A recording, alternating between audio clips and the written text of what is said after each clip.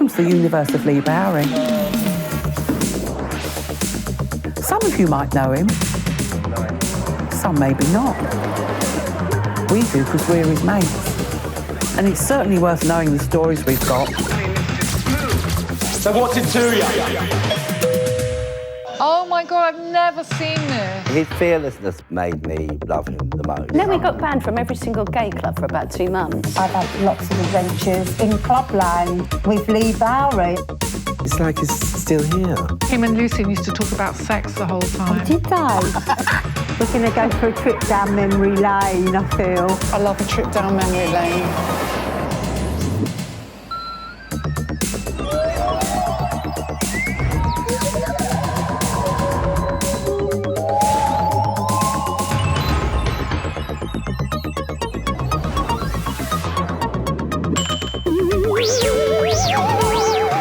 Come in, sit down and take off your slingbacks. This is Lee's lounge.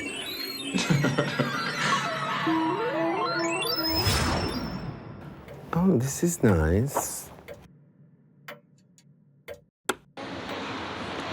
Well, Lee Bowery was a performance artist, as well as a designer, and as well as a raconteur, among many other things. Nothing like a cup of English tea. It's far away from you. Do you? Yeah. Shall I pour? Yes, please, dear. Sugar? Oh, she's strong. Been there since yesterday. Oh, my God. I get a bit emotional thinking about those days and all our friends and Lee and the clubbing and the outfits and the holidays and the adventures. That's Leigh Bowery. That's Trojan. I'm in the back. That's Rachel Auburn. That's Mark. Recognise her. Sue Tilly. Oh dear, I think the boobs are coming out. Of course. Ooh, my ears are burning. Hello. Hello? Hello. Hello? Oh, hi, Sue. When did you first meet Lee? Oh, I met him in the Charters at Back of Heaven. I think Stephen Luskin from Le Monde took me there. And then we just met and made friends straight away. He was so good at disguising his accent, I didn't really realise he was Australian. Yeah, I think he was from London. I saw him mincing up and down Portobello Road. And then he wandered into a stall that I had in Kensington Market, on Kensington High Street. I think this would have been about 1982. I think in those days, if you saw somebody walking towards you and they looked sort of different, you just knew that they were going to be your friend. I've just put George on hold to speak to you. He won't mind. But to be honest, I think I've got Fat Tony on hold as well. Hello? Hello? I'll put them through to each other. I don't know if you remember, George, because you probably only came twice. But Taboo was actually, you know, for a very long time, it literally was just me, Julia, and like 10 other people. You used to hear about these, you know, these imaginary guest lists that you used to do for the club. You used to say like Des O'Connor's coming, Shirley Bassey, Cilla Black, all these. It was the coolest place to hang because it was just friends. And then suddenly it became the hotspot that it became. And then I think that's when you started coming, once you read about it in the paper. So this is outside Taboo. So Lee had kind of always lived in nightclubs. He thought, oh, I'd like to start one myself. We hadn't really got round to it. Then this other guy on the scene, Tony Gordon, sort of an organised kind of person, very nice, asked Lee if he wanted to run a club with him. So I've at least jumped at the idea. It was a very hot and sweaty, sexy little club, wasn't it? That's tasty. Oh, I've never seen this. John Galliano. Really fat that one up, girl. I remember that Lee fancied him like crazy. I don't think the feeling was mutual. Oh, I wonder if John Galliano knew. Probably not. I don't know. Oh, it's that. Oh, Nicola girl! And then when did Nicola Nicola. come along? Lee met Nicola at Taboo, and I think she caught his eye because she had a good look. He knelt down and took my hand in his and he said, "My dear, you look simply gorgeous. Where did you come from?" And I was smitten. I trailed after him all night long until I eventually managed to get him to write down his phone number with lipstick. And then the next day I rang him and I had to describe who I was, what I was wearing. And he then put me on the guest list, which was very lucky for me because I was very poor. And this is Lee snogging Mark Vautier. Yeah, lovely Mark Vautier. He was so good on the door at Taboo. And he's got the reverse swastika on his face, the Indian symbol of peace. You know, Lee liked to push boundaries and he wanted to shock. And like many of his contemporaries at the time, he played with and subverted symbols of oppression. Lee was chameleon-like. He changed according to his environment and he changed according to who he was around. Like when he was around Lucy and Freud, he adopted this sort of clipped English, his handwriting changed. You know? It's very impressionable, Lee. And he sort of magpied and took things from people and applied it. And he interpreted it his way. The funniest thing ever was when I met John Waters in New York. Oh my God, I remember, yeah. And he goes, "Oh, Lee Bowery hated me." And I was like, "No, Lee loved you." Lee fucking loved you. Are you crazy? I said, "No, Lee was obsessed with Divine, obsessed with you." Like, and John was quite relieved by that. But he said he just screamed at me on the street. And Lee absolutely loved John Waters' films, and Female Trouble was one of his favourite. And there's a scene in there when Divine gives birth to little Taffy, and so he acted out that whole scene when he gives birth in the telephone booth. Everybody in the house, Lee Bowery! This performance is called The Birth, and I was the unfortunate baby that was born over and over and over again.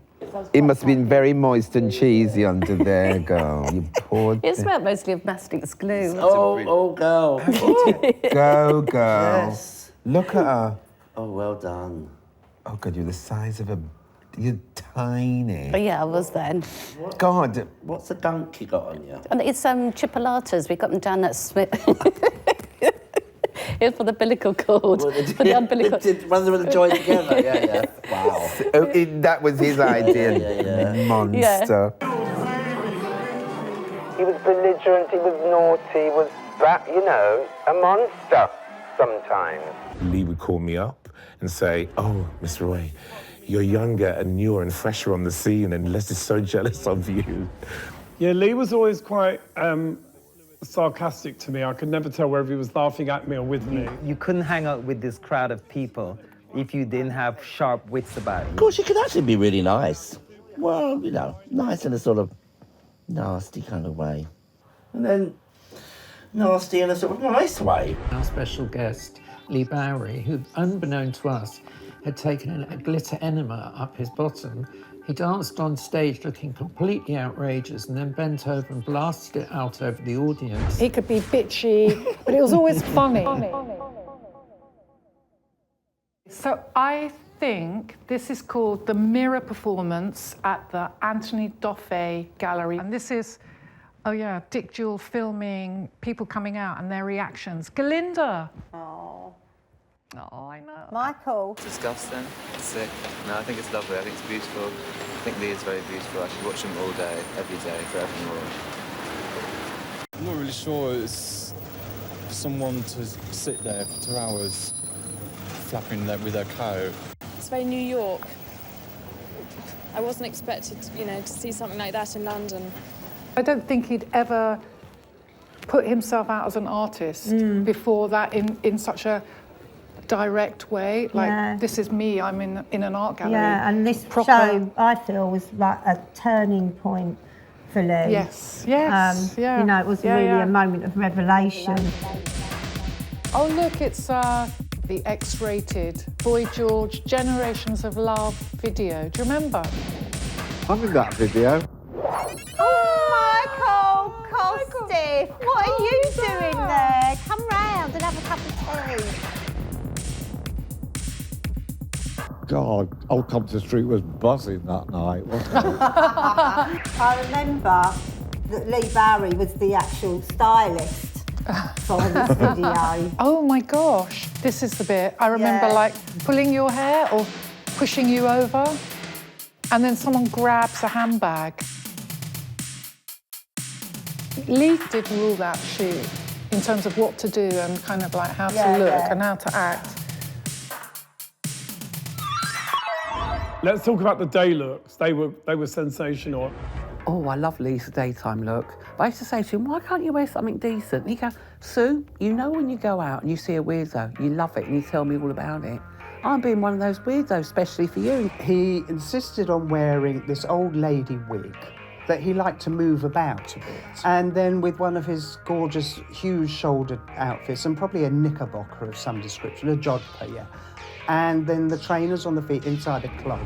I think he was just trying to be as normal as Lee Bowery could be, but it was the most fucking scary thing. There was a sort of like added, sort of almost sinister, sort of undertone. People's reactions, I mean, we were at the airport.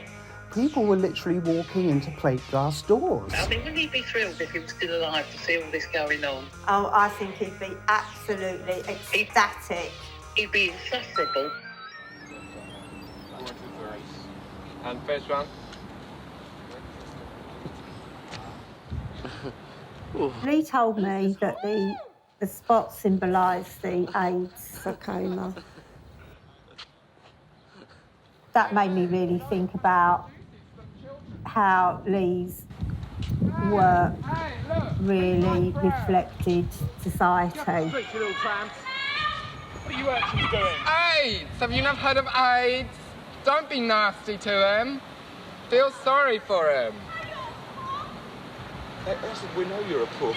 I'm a puff, I told you that already. There was a sort of another meaning. It wasn't just sort of like he was the club kid prancing around. Yeah. There was a lot more depth to what Lee was doing.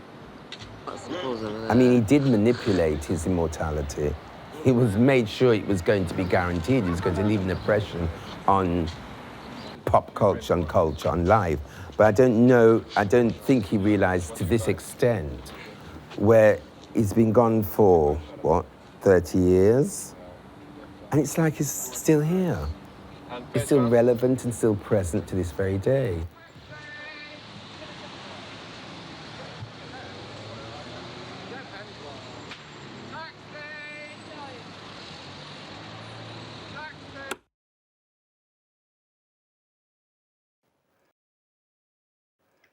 Bye-bye.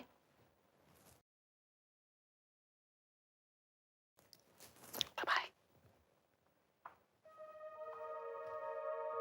There is no one version of Lee. He'd never want there to be one version of Lee. Why would you?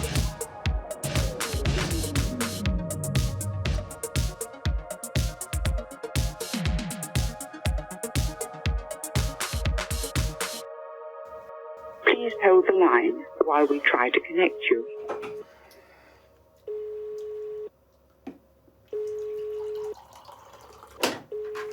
The number you are calling knows you are waiting.